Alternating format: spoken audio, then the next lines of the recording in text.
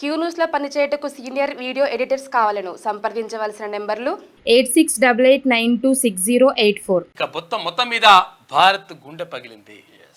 భారత్ గుండె పగిలినంత పని అయిపోయింది. ఒలింపిక్స్లో అసలు ఇప్పటి వరకు 3 కాంస్య పథకాలు మాత్రమే వచ్చినాయి, భారత్ ఖాతాలో ఉన్నాయి. కనీసం రజత పథకం కూడా లేదు. అటువంటి పరిస్థితుల్లో ఒక ఆశాజనకంగా ఆశా కిరణంలా వచ్చేసింది వినేష్ భోగట్. వినేష్ భోగట్ రెజ్లింగ్లో తన సత్తాను చాటి ఫైనల్కి వెళ్ళిందంటే ఏంటిది? ఫస్ట్ ప్లేస్ లేకపోతే సెకండ్ ప్లేస్, అంటే గోల్డ్ మెడల్ లేకపోతే సిల్వర్ మెడల్. అంటే ఆ సిల్వర్ మెడల్ తర్వాత థర్డ్ ప్లేస్లో ఉంటే మాత్రమే ఇక్కడ బ్రాంజ్ మెడల్ వస్తుంది, అంటే కాంస్య పథకం వస్తుంది. అయితే 3 కాంస్య పథకాలు మాత్రమే వచ్చినాయి. కనీసం మనకు వెండి పథకం కూడా లేదు. వెండి పథకమో బంగారు పథకమో క్లియర్గా వచ్చేటువంటి అవకాశం ఉండే వినేష్ భోగట్ విషయంలో. అయితే ఆమె ఫైనల్కి వెళ్ళిపోయినటువంటి నేపథ్యంలో 100 గ్రాములు మొత్తం మీద కొంప ముంచింది. 100 గ్రాములు ఏంది అంటే అసలు యాక్చువల్గా అది 50 కిలోల బరువు విభాగంలో ఆమె పాల్గొన్నది. అయితే 50 కిలోల 100 గ్రాములు ఉన్నది. 100 గ్రాములు ఎక్కువ వచ్చిందంట. అయితే రకరకాలుగా ఆమె మొత్తం అంటే అప్పటికే కొంతవరకు బరువు మరి అంటే ఎక్కువన్నట్టుగా తెలుసుకొని రకరకాలుగా ప్రయత్నం చేసింది, రాత్రంతా కష్టపడ్డది, ఎక్సర్సైజ్ చేసింది, తర్వాత రకరకాలుగా చేసినప్పటికీ ఫలితం లేకపోయింది. ఆ తర్వాత ఏమైంది? జుట్టు కత్తిరించుకుంది. జుట్టు కూడా బరువు ఉంటుంది కదా అని చెప్పేసి జుట్టు కూడా కత్తిరించుకుంది. ఆ తర్వాత ఇది కూడా సరిపోదని చెప్పేసి రక్తం కూడా లోపల నుంచి అంటే శరీరం నుంచి రక్తం కూడా తీసేసిండ్రు. అట్లా కూడా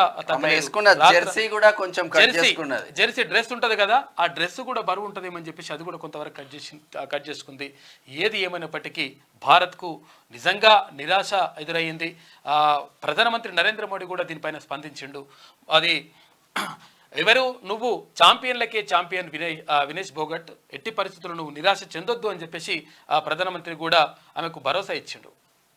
అయితే అక్కడ ఉన్నటువంటి ఒలింపిక్స్ నిర్వాహకులు ఎవరైతే ఉంటారో నిర్వాహకులతోటి కూడా మన రెజ్లింగ్ ఎవరైతే కోచ్లు తర్వాత అక్కడ ఉన్నటువంటి టీం ఎవరైతే ఉన్నారో వాళ్ళందరూ కూడా రిక్వెస్ట్ చేసిండ్రు భారత్ తరఫున 100 గ్రాములు కదా కన్సిడర్ చేయండి, తర్వాత పెద్ద విషయం కాదు తగ్గాలంటే కూడా ఆ 100 గ్రాములను కన్సిడర్ చేయారంటే వాళ్ళు కన్సిడర్ చేయలేదు నిబంధనలు. ఆమెకు కనీసం ఇప్పుడు అసలు యాక్చువల్గా బ్రాంజ్ మెడల్ కూడా అంటే ఆమె అంటే పోటీ పడి ఓడిపోయినటువంటి ఎవరైతే ఉన్నారో ఆ ఓడిపోయిన ఆమెకు బ్రాంజ్ మెడల్ వచ్చింది. కానీ ఈమె గెలిచినప్పటికీ అక్కడ సిల్వర్ మెడల్ కానీ లేదంటే గోల్డ్ మెడల్ కానీ రానటువంటి దురదృష్టకరమైనటువంటి ఘటన చోటు చేసుకుంది. నిజంగా నిన్న చాలా బాధ అనిపించింది నాకు.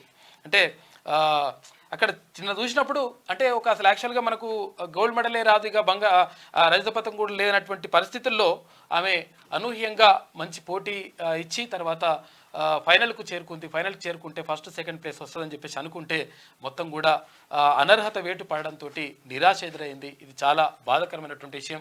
అంటే ఇది భారతదేశంలో ఉన్నటువంటి 140 కోట్ల మంది గుండెను బరువెక్కించేటువంటి విషయంగా చెప్తా ఉన్నారు చాలామంది. క్యూ న్యూస్లో పనిచేయటకు సీనియర్ వీడియో ఎడిటర్స్ కావాలను సంప్రదించవలసిన నెంబర్లు 8688926084.